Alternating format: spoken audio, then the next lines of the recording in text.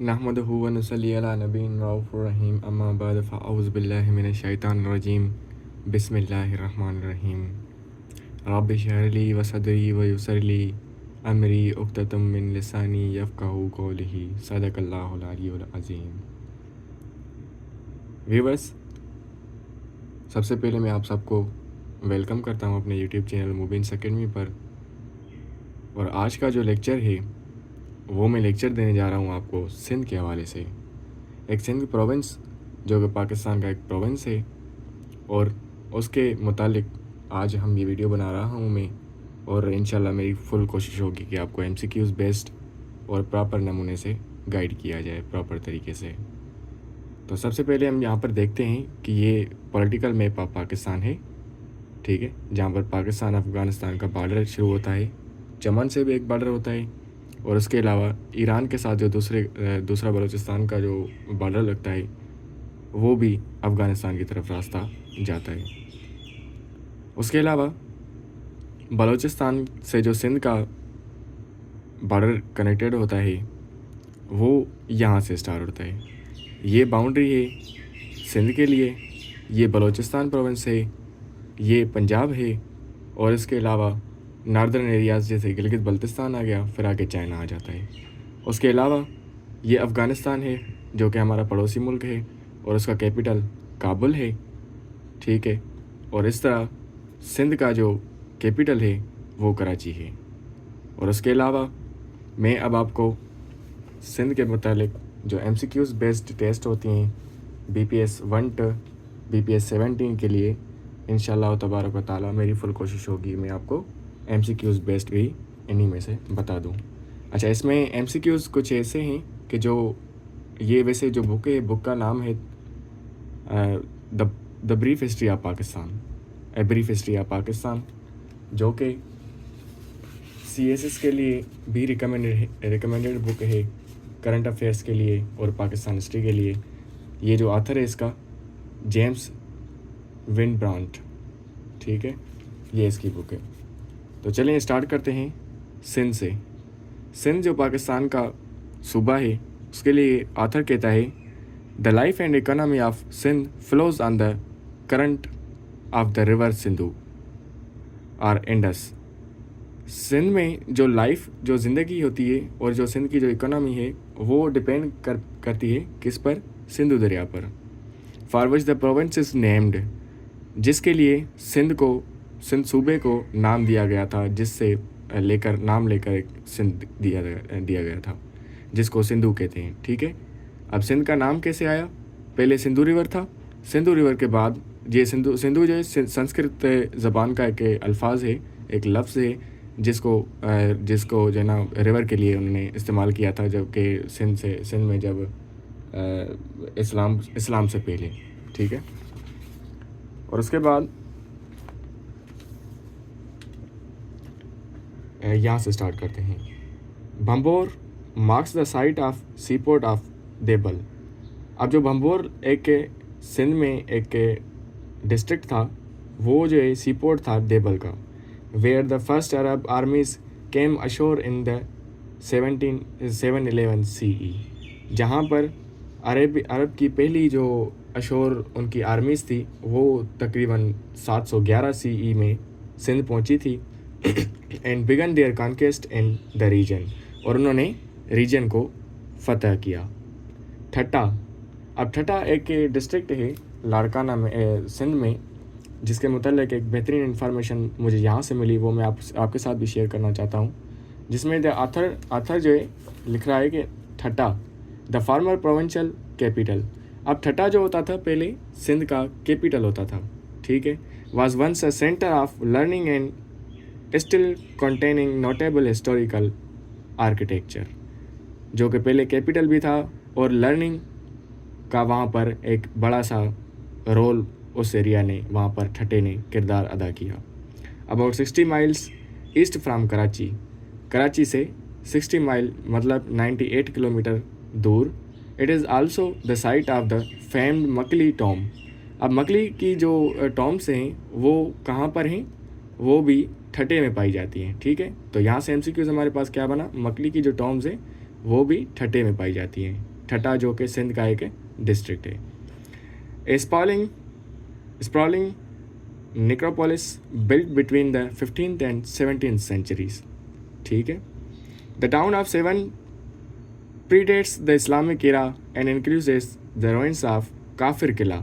अब काफिर किला जो है सेवन में मौजूद है, ठीक है, जो कि सेवन सिंध का एक अलग डिस्ट्रिक्ट है, सेवन शरीफ जिसको हम कहते हैं। A fort reputedly built by Alexander the Great. अब ये जो किला था काफिर किला उसका नाम था, वो किसने बनाया था? Alexander the Great. अब एमसीक्यूज हमारे पास क्या यहाँ से क्या बना कि काफिर किला किसने बनाया था? वो बनाया था Alexander the great during his invasion of the area in the 4th century BCE। अब अलेक्जेंडर कब बनाया था? 4th सेंचुरी में ये वहाँ पर बनाया था, जिसको हम नाम देते हैं काफिर किला। It is also the site of pilgrimages by Shia who come to visit the tomb of the 12th century mystic, poet, scholar and saint Sheikh Usman Marwandi. अब यहाँ पर ये कहता है कि वो जो सेवन शरीफ है वो शिया हजरात के लिए एक आला ओहदा रखने वाला मकाम भी है वहाँ पर, जिसको जो विज़िट करने आते हैं, और उसका जो नाम है वो शेख उल उस्मानी मरवंदी, जिसको हम कलंदर लाल शहबाज कहते हैं। ठीक है। अब यहाँ से MCQs हमारे पास क्या बना? कलंदर लाल शहबाज का असल नाम क्या था? कलंदर शहबाज का असल नाम हमारे पास क्या आया? शेख उस्मान मरवंदी। ठीक है, एक MCQs हमारे पास ये दिया गया।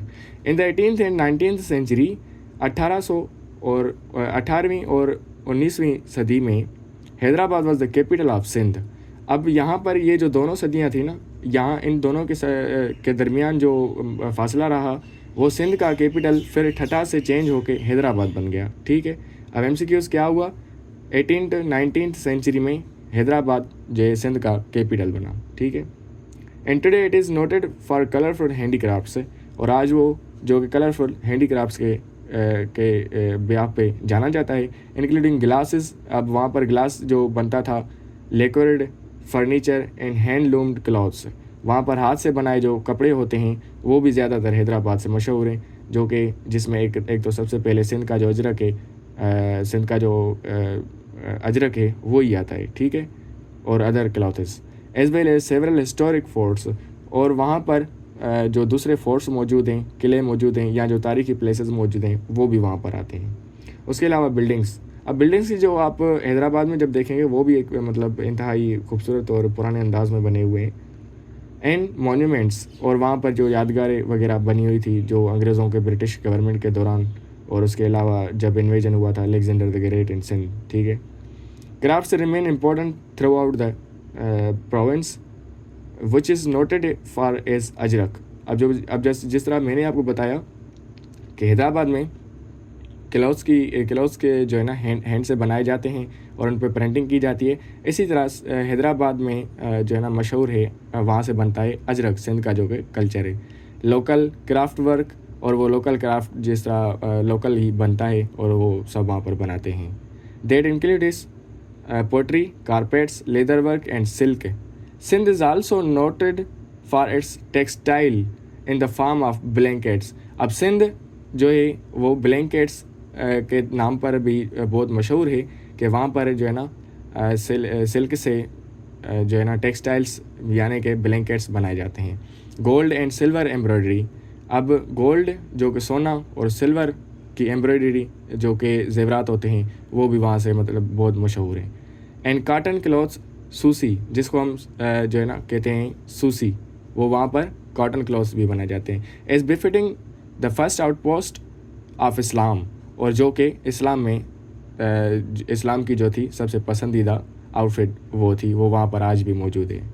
ऑन द सब कॉन्टिनेंट में बड़े सगीर के दौर में pottery has long been as a part of Sindh cultural heritage. ठीक है। तो ये थी सिंध के मुतालिक, और यहाँ से आप MCQs मैंने आपको जो बताया वो MCQs वगैरह नोट कीजिए। और उसके अलावा ये बुक भी मैं सबको रिकमेंड करूँगा, बहुत अच्छा माशाल्लाह बेहतरीन, इसमें ऑथेंटिकेटेड और वेरीफाइड जो है इसमें चीज़ें लिखी हुई हैं, और ये थर्ड पर्सन ने लिखी थी, थर्ड पार्टी ने, तो इसीलिए ये CSS के लिए भी रिकमेंडेड है, और जो है ना बहुत अच्छा किताब है। उसके अलावा मैं आपको बताता चलूँ कि Thatta served as a capital of Sindh during the Samma dynasty. अब ठट्टा जो था ना, ठट्टा कब था सिंध का कैपिटल? ये जो मैंने बात यहाँ पर आपसे की, ये कब था?